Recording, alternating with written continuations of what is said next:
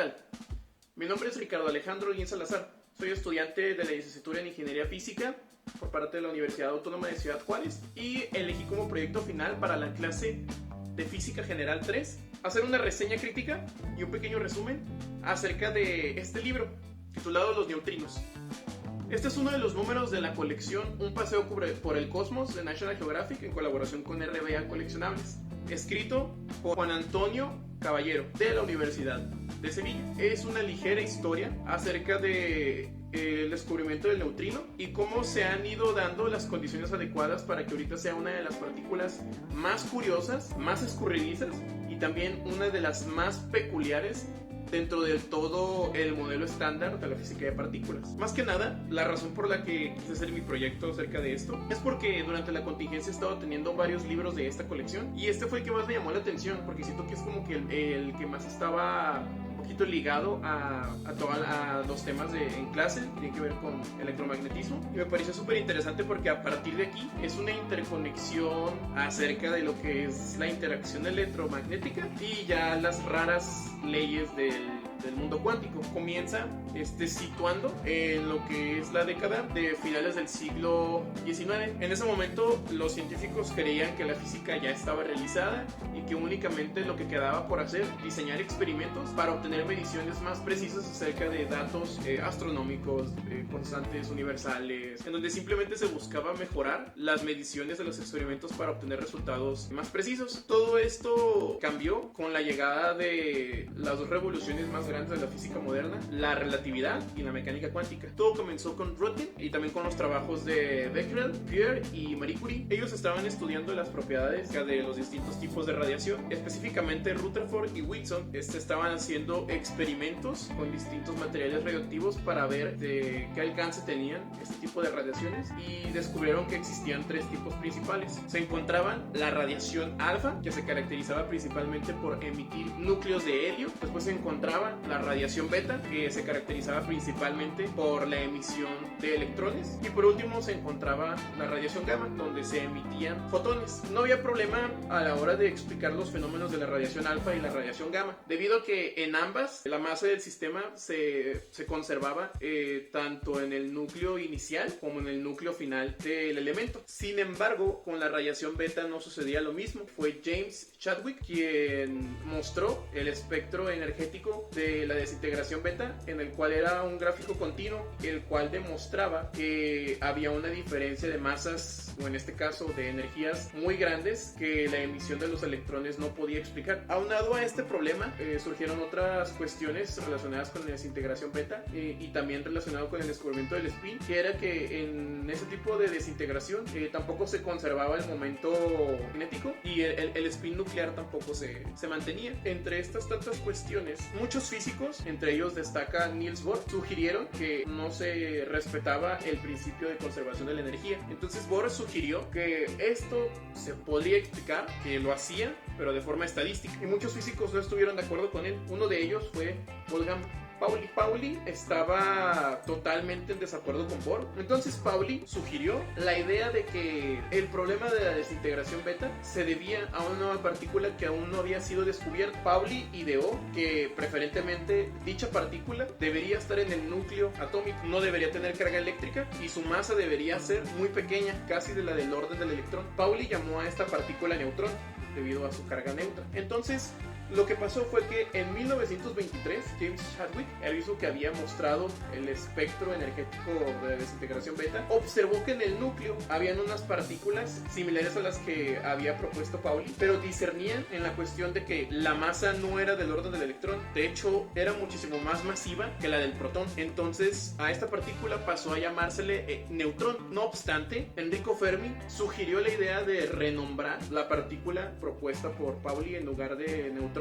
como neutrino, debido a que él estaba convencido a que la desintegración beta se podía explicar mediante esta partícula y los demás problemas aunados a esta, que literalmente neutrino significa neutrón pequeño. Eventualmente Enrico Fermi se mostró interés en la partícula y así es como nace el concepto del neutrino a la hora de desarrollar un marco teórico que diera cabida, sobre todo conceptual, a cómo debería de ser esta partícula, pero en su momento lo tacharon de demasiado especulativo. Dio ciertas pautas para realizar los cálculos de qué tan probable era de que esta partícula se detectara, y fueron dos científicos los que se dieron a la tarea de realizar estos cálculos, que fueron Bethe y Peters. A la hora de realizar los cálculos se dieron cuenta de que la probabilidad de que esta partícula interaccionara o fuera detectada era demasiado pequeña, casi despreciable. Entonces surge la figura de Bruno Pontecorvo.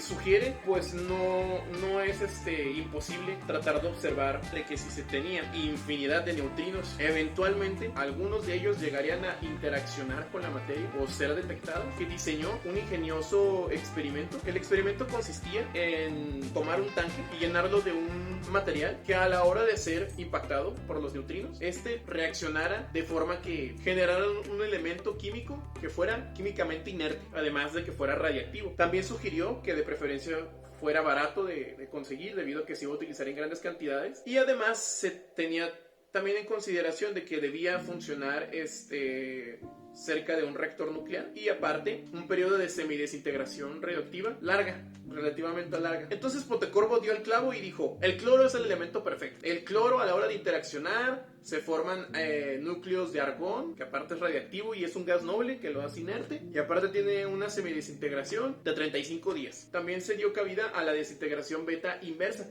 la cual funcionaba, pero ahora era un antineutrino el que chocaba con un núcleo atómico o un protón, en cuyo caso a la hora de colisionar generaba los distintos pares de partículas, emitiendo también radiación electromagnética. Entonces Friedrich Reines y su ayudante Cowen estaban trabajando la desintegración beta inversa. Se percataron de que a la hora de hacer todas estas colisiones había una diferencia de 5 microsegundos, los cuales eran fundamentales para poder detectar la partícula. Eso fue entre 1951 y 1953. Entonces se dispusieron a llevar a cabo el experimento. Pusieron un tanque, lo situaron a aproximadamente unos 12 metros de profundidad y se encontraban en un radio de 11 metros hacia el reactor más cercano. Resulta que el experimento fue todo un éxito. Se pudieron detectar. Se pudo detectar porque el antineutrino chocaba con un átomo de cloruro de cadmio y a su vez emitía radiación electromagnética, y un neutrino con un positrón. Entonces fue un éxito porque también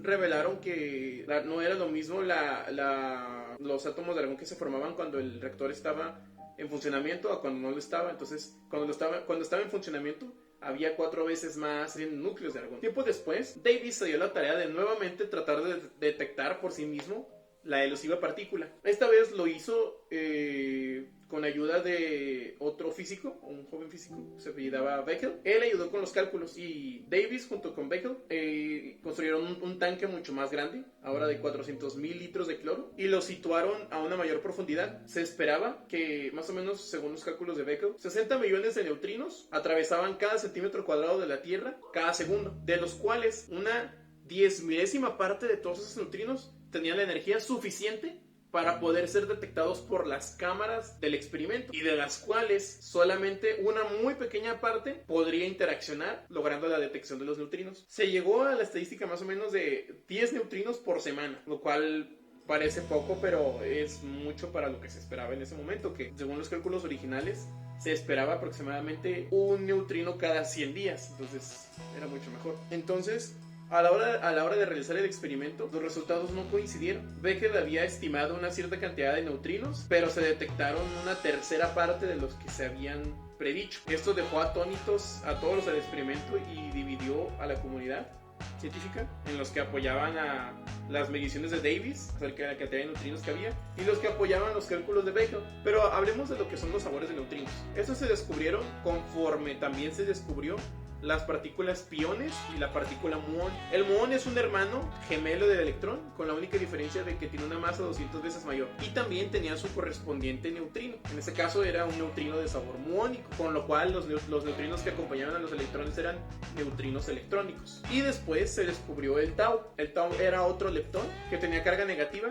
y prácticamente lo único que lo diferenciaba de sus hermanos era su masa.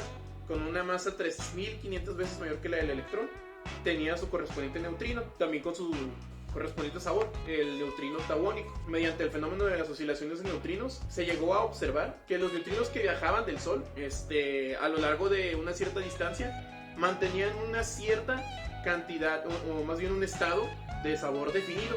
En este caso podrías empezar con un neutrino electrónico, ¿no? Viajaba a una cierta distancia, pero después de cierta distancia, de cierto tiempo viajando del Sol hacia la Tierra, iba cambiando o superponiendo sus estados, sobre todo su sabor, de forma indeterminada, en donde al final, a la hora de que llegaran a la Tierra, todos tenían la misma probabilidad de ser o muónico, o electrónico, o tauónico. Y eso fue lo que marcó la diferencia en los experimentos de Davis y por qué demostraban que tanto Baker como Davis tenían razón. Simplemente que a la hora de realizar el experimento, Davis únicamente estaba detectando un solo tipo de neutrino, el electrónico. Entonces las 2/3 partes que faltaban no se estaban detectando precisamente porque no se consideraba que esa propiedad de los neutrinos, que es el cambio de personalidad, por así decirlo, del mismo neutrino, sobre todo porque esto permitió explicar y dar como cabida final de que los neutrinos tienen masa y no como lo había predicho Fermi y se daba el consenso general de que no tenían masa. Y